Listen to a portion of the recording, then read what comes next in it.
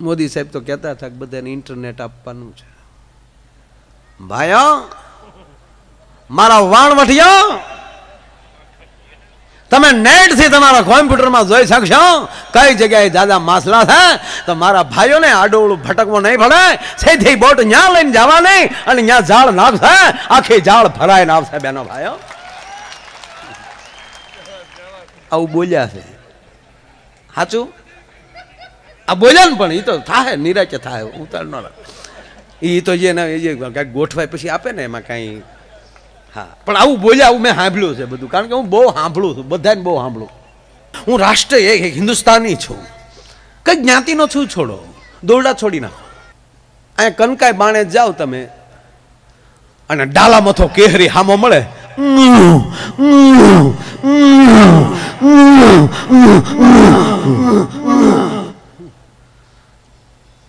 હાથી જેવો હાથી ધ્રુજી જાય. એમ કે પંજે એમ કે ગાડું ગાડું ધૂળને ઉલાવતો જતો હોય, પણ તમે નિરીક્ષણ કરજો એની હામો એક જ હાથનો હાપનો કટકો આવે ને પૂંછડી ફેરી ઊભો થાય ને એટલે હાવજભાઈ ને પૂંછડું હેઠું પડી જાય, સાઈડ વિયો જાય છે. તમે જોજો, નથી સાપ ને નથી હાથ નથી પાવ, સદા એક ફૂફાડો મારે તો કિરણકર કેહરી ને તો નોર છે, દાઢ છે, જટાળો છે, જોરાળો છે. પણ એક એક સાપ, અરે છોડો એટલું માણા બેઠું વચ્ચે કોક એમ કે હાપ ખુરશી પડ્યું રે. શું કામ? આનાથી કેમ ડર લાગે છે? કારણ કે એમાં ઝેર છે. એ નથી હાથ નથી પાવ, પોતાના પૈડથી ઊભો થાય છે, પોતાની તેવડે ઊભો થાય છે. એમાં હિન્દુસ્તાનને મોટું કરવું હોય તો પોતપોતાને બીજાની આશાઓ છોડો, પોતાના પૈડથી ઊભા થતા થઈ જાઓ. અને જો નબળાઈ રહ્યો સાહેબ તો હું ગાવાનું બંધ કરી દો. પોતાની તાકાત હોવી જોઈએ કે હું કંઈક કરી શકું. જેટલા જેટલા મહાન થયા છે અથવા ક્લાસ 1 ઓફિસરો જેટલા બન્યા, એને પૂજ્યો સાહેબ. એના માવતરો કેવી પરિસ્થિતિમાં જીવતા હતા. આ વગર ટ્યુશન એને પોતે એમ કે ભાઈ કે સાહેબ ફાનસના અજવાળે, અરે સ્ટ્રીટ લાઇટના અજવાળે વાંચી વાંચી અને જે ભણ્યો છે ને એ જ વિવેકાનંદ બન્યો છે, એ જ ક્લાસ 1 ઓફિસર બન્યો છે, એ જ આ દેશનો કલેક્ટર બન્યો છે પોતાના પાંડ ઉપર.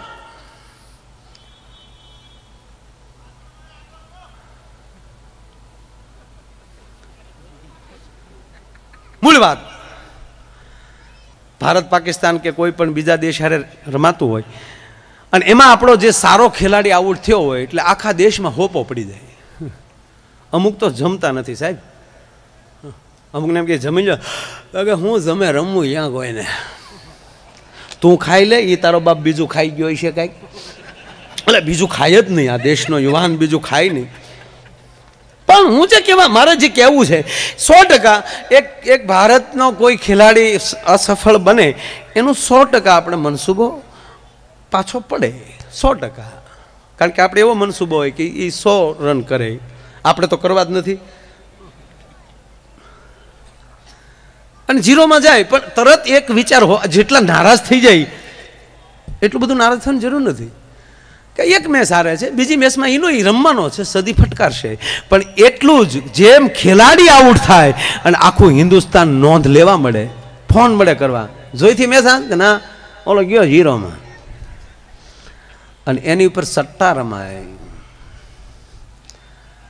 અને મૂર્ખા દેશદ્રોહીઓ ભારત હારે એના સટ્ટા રમે છે અમુક ભારતીયો.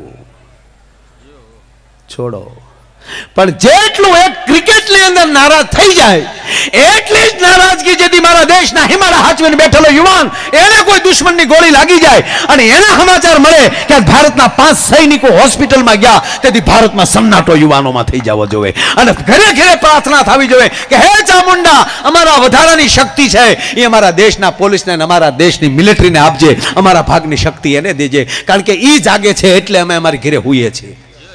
અને એમાં મિલિટરીને તો એટલી ખબર છે કે આમાં છે એ દુશ્મન.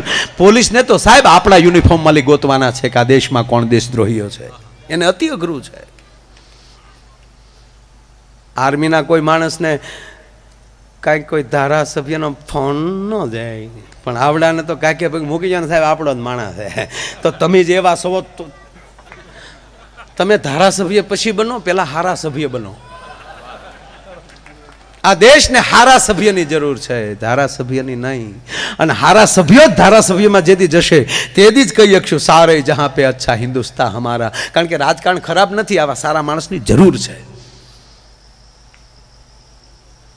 અને એટલે જે ભરોસાથી જે જીવી જતા હોય એનો ધર્મ છે ભરોસો. ફરજ એ ધર્મ છે. આજ મારો ધર્મ શું છે? મારો ભગવાન કોણ? પ્રોગ્રામી મારો ભગવાન, એટલે બોલવું મારો ધર્મ. હું અહીંયા આવીને એમ કહું કે આજે લખનભાઈ આજે માથું બહુ દુખે, માયા યાર ઘીરે રહેવાય. અને સત્ય કહું સાહેબ, ગમે એટલા માથા દુખ્યા છે અને ગમે એટલા તાવ આવ્યા છે કે ગમે એવી તબિયતું બની છે, પણ આ સ્ટેજની સાક્ષીએ સરસ્વતીની હાજરીમાં અને ચામુંડાની સાક્ષીએ કહું સાહેબ કે જ્યારે માઇક ઉપર બેસી ગયા તેથી અમારે પણની પીડાયું અમને લાગી નથી. વાત ફાઇનલ છે. પછી પૂરું થાય પછી ભલે પછી જે કાંઈ બાટલા હળાવવા પડે. હે સાયન્સનું આવી ગયું ને બાર સાયન્સ. હા, એમાં એક છોકરો ફેલ થયો 12 સાયન્સમાં. હા ને એનો બાપ ખીજાણો. ઉપર અમુક તો ઉપરથી ખીજાવા જ અહીંયા આવ્યા ને, જોજો 24 કલાક ખીજાતા જ હોય. બજારમાં નીકળે તા હું આટા મારો છો, પણ તમે કે અમી. એટલે અમુક માણસો ઉપરથી ખીજાવા જ આવ્યા. ઓલો છોકરો સાયન્સમાં ફેલ થયો, હા ને એનો બાપ ખીજાણો. ફેલ થયો તું, તારી સ્કૂલની એટલી ફી, તારા ટ્યુશનનો ખર્ચો, તારા યુનિફોર્મના ખર્ચા, તારી હાટો અમે ક્યાંય આમ તારું 12 ધોરણ હતું એટલે અમે ક્યાંય ફરવા નથી ગયા બહાર. નકર તારા મમ્મીને રોજ મારે દીવ લઈ જવી પડે તારી માને. આ તારે 12 ધોરણ હતું, અમે ક્યાંય બહાર. કેટલું તને મદદ કરે અને ફેલ થયો. આ બાજુવાળા ચંપક કાકાની દીકરી જો, બોલો કે ઈ જોવામાં તો ફેલ થયો. હવે આને બિચારાને એમ કેવું હતું કે ઈ દીકરી કેટલા ટકા લાવી. દાતો છોકરો ઈ તો બાપ થઈને આવું હું શીખવાડે. આનંદ જીવનમાં રાખો બસ. જયમંતે હમણાં ગાયું મોર બની થનગાટ કરે, મેઘાણીને યાદ કર્યા. માણસનું મન છે એ મોર ઘોડે થનગનાટ કરતો હોવું જોઈએ, પ્રફુલ્લિત માણસ હોવો જોઈએ. અને ત્રીજી વાત કે આ ભગવાનનું નામ લેવાથી અથવા તો આનંદમાં રહેવાથી થાય શું કે કોઈ પણ પરિસ્થિતિ હોય એનો સહજ સ્વીકાર. આવું થયું કે આ થયું. અને જે વ્યક્તિ સહજ આ નાપાસ થયા તો થયા. આપણે જો એસઆરપી પોલીસ આવે ને સાહેબ, એસઆરપી પોલીસ એના યુવાનોને જે કીધું હોય ને એ એટલું જ કરે. એમ કીધું કે આ ગેટેલી કોઈ ન આવવો જોઈએ તો ગેટેલી કોઈ ન આવવા દે, દિવાલ કૂદીને આવે એને કાયદામાં નથી લખ્યું. ગેટેલી કોઈ ન આવવો જોઈએ તો ગેટેલ ન આવે કોઈ. આઈડી પ્રૂફ વગર કોઈ આવવો જ ન જોવે તો એ બધામાં આઈડી પ્રૂફ જ માગે. આઈડી પ્રૂફ દેખાડો. હમણાં આ 12 અમારા ભરતદાન છે ને પોલીસમાં, એ એસઆરપીમાં એ વાત કરતા હતા કે ભાદર ડેમ પર ભાઈ હમણાં બંદોબસ્ત મૂક્યા કે નાપાસ થયેલો વિદ્યાર્થી કોઈ કંટાળીને આવે ને ડેમમાં પડવા આવે કોઈ વિદ્યાર્થી દીકરી દીકરા પડવા નહીં દેવાના. એટલે કે આવડે અમે કે હજડ ઉભા રહ્યા. એમાં એક જણો દોડા આવતો હતો, પકડી લીધો અમે કે ભાઈ અમે એ માટે જ ઊભા. નપાસ થવાય યાર, આમાં ચિંતા ન કરાય. બીજી પરીક્ષા નાપાસ થઈ ગયા તો જિંદગી પૂરી ન કરી નખાય. આખી જિંદગી પડી છે, વરસ હાર્યા, ભાવ ક્યાં હાર્યા, આવો બોધ મળ્યા દેવા. એટલે ઓલો કે ભાઈ હું કઈ નાપાસ છો ને નથી પડવાયો કે તો ઘરથી કંટાળીને કે તો પડે, અમારે તો વિદ્યાર્થી કોઈ ન પડવા દો.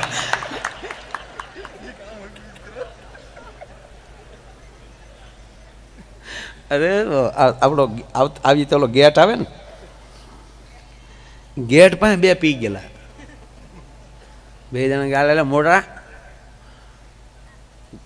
ગેટ. કારણ કે પી ગયા પછી તો ગેટ થી મોટા દેખાય એને ને ગેટ બનાવે નાનો બનાવે, જો આફળી ન જાય, ભટકાઈ ગયા હો મોટા ભટકાશું. તો સારે વાંકા 2 વાંકા મીડ્યા હાલવા સારે પગે ભટકાઈ જાય, વાંકા ગેટમાં વૈયા જાય. ત્યાં પોલીસ જોઈ ગઈ મારા પી ગયેલા લાગે, માલી 2 નાખ્યા તો 2 જોતા નથી કોણ મારે. એ કે એટલા વળ્યા તોય આંબી ગયા.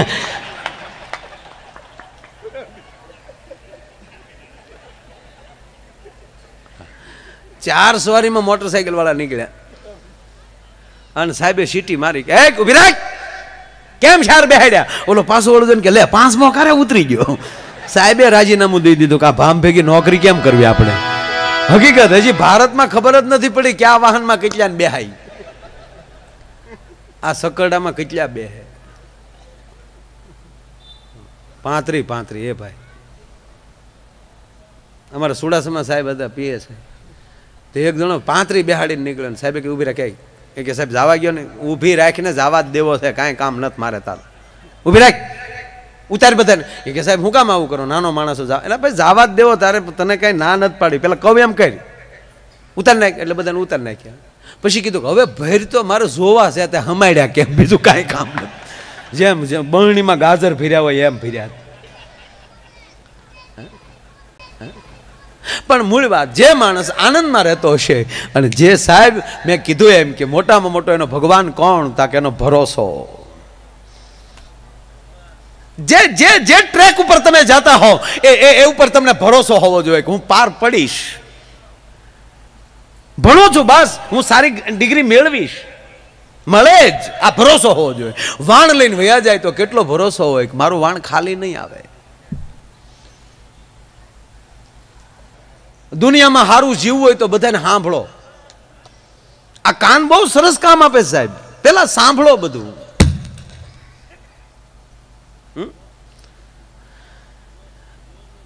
અને એક રાજાએ તો ભગવાનને એવું કીધું કે હે નાથ, મને તું 1000 કાન દે જેથી કરીને હું 1000 ગણું સાંભળી શકું. કારણ કે વેદનો પહેલો શ્લોક સ્વસ્તિના ઇન્દ્રો વ્રજ સવાહા, એનો અર્થ ચાંદલા કરવા માટે નથી, ચાંદલો કરનાર આ દેશનો શાસ્ત્રી એમ કે તો પેલા સાંભળજે બાપ. જો આપણામાં બહેનોમાં શું ફેર છે, બહેનોની થોડીક હાજરી છે એટલે એક બે વાત લઈ. હા, આપણે શું કરીએ, આપણે આ કાને સાંભળીએ પુરુષ, ને આ કાને કાઢી નાખીએ. બહેનો શું કરે, બે કાને સાંભળે.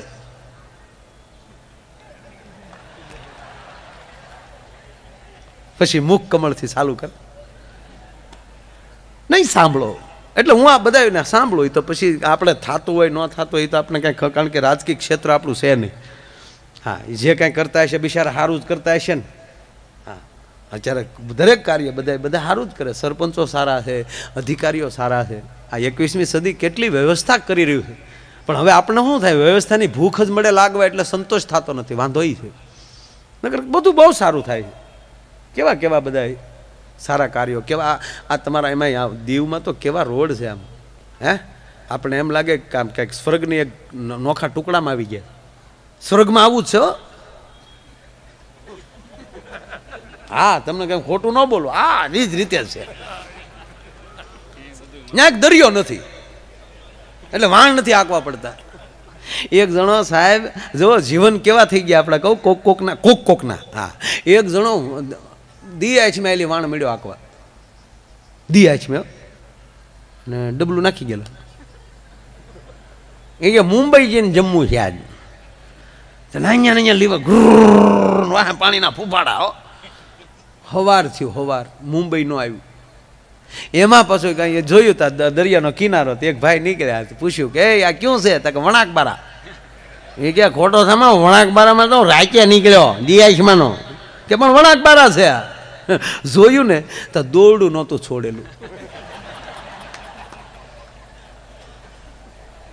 મારો કહેવાનો અર્થ એ છે કે આ દેશને ઉત્તમ બનાવવો હોય તો જ્ઞાતિની ગાંઠું છોડી નાખવી પડશે. ભલામણા હું આવો છું, હું તેવો છું, એ જ્ઞાતિની ગાંઠું છૂટશે. અને પછી જો એમ કે ભાઈ સાથે દરેક વરણ ચાલશે, અને તો જ અમે પ્રદેશમાં અમે બોલીએ છીએ કે સારે જહાં પે અચ્છા હિન્દુસ્તાન હમારા. એ હિન્દુસ્તાન મહાન ક્યારે બની શકે કે બધાનો એક હબ થાય, જ્ઞાતિની ગાંઠું છૂટી જાય. હું ફલાણો છું, મૂકી ગયો વાત, મૂકી ગયો. આ દરિયાની અંદર તમામ નદીઓ છે, પણ સાગર કેમ કહેવાય છે? કારણ કે સાગરની અંદર તમામ નદીઓ ભળી જાય પછી પોતાના નામ ભૂલી જાય છે. અહીંયા કોઈ દી એવું કીધું કે વણાકબારામાં આવે છે ગંગા બાજુનું પાણી આવે છે, દીવ બાજુ આવે છે એ જમના બાજુનું પાણી આવે છે? નહીં, સાગરની લહેરો આવે છે. કારણ કે તમામ નદીઓનું જ પાણી છે, પણ એક રૂપ બન્યું છે ત્યારે એને સાગર કહેવાય છે. એમ પોતપોતાને જે એમ કહેવાય સમાજમાંથી આવ્યા છે એનું ગૌરવ હોવું જ જોઈએ.